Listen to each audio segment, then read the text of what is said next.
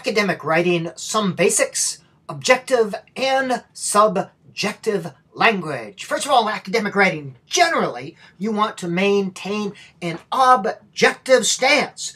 There are instances where you take on the subjective stance. I'll talk about that at the end. But objective means you are impartial. Be objectively passionate. Even though your position may be highly subjective, you make a much stronger case for yourself if you can be an unbiased presenter of information. If you are passionate, be objectively passionate. You want to let the ideas speak for themselves. Let the data bark. This creates a much stronger paper. For example, less effective. In my opinion, The Wizard of Oz is the best movie ever made. I really like the storyline because it is so well developed. And who can forget all the memorable characters? Blah, blah, blah, blah, blah, blah. More effective. The Wizard of Oz is a classic movie. The storyline is strong, the characters are well developed, and the music and dance numbers add greatly to the overall effect. Less effective, more effective. Subjective, objective. Moving on. Avoid letter to the editor syndrome. This is where you use highly charged statements and emotional buzzword. This style of writing weakens your arguments and persuades only those who are persuaded. If there are people in the middle, they're not swayed by this emotionally charged language. Example, I really believe that Congress should pass an amendment against the disgusting act of burning the American flag. This outrageous. You get the idea.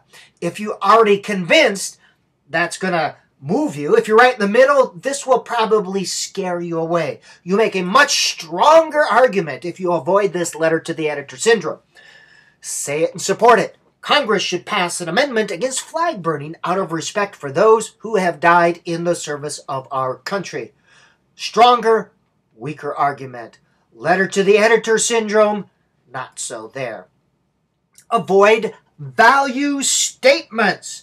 A value statement is you say what you believe without offering any support. And I'll show you an example. In using value statements, you want to avoid using these value words like must, should, and needs to be. Teachers really should use ability groups. Oh, why? Why should we use ability groups? Instead, say it and support it. Using ability groups helps teachers meet the needs of all students. Say it and support it with a reason. Not simply a value word. Must, should, needs to be, ought to be. Less effective. A study by Smith reveals a startling statistic. Students spend an average, all right, that's letter to the editor syndrome. That's a value statement. Let the reader decide what is and is not startling. Instead, more effective, a study by Smith showed that students spend an average of 10 minutes a day in authentic reading experiences. Increasing this substantially will enhance students' reading ability. I said it and support it. I got rid of that emotionally charged language. And again, instead of saying unbelievable, incredible, interesting, don't use those sorts of adjectives when describing a statement. Let the reader decide what is interesting, startling, amusing, or important. Less effective. Educators need to recognize other forms of intelligence. Why? Why should we? You have to make a case for yourself. Say it and support it. Recognizing other forms of intelligence will help educators develop the full potential of all their students. I said it and I supported it. That's simply a value statement up there.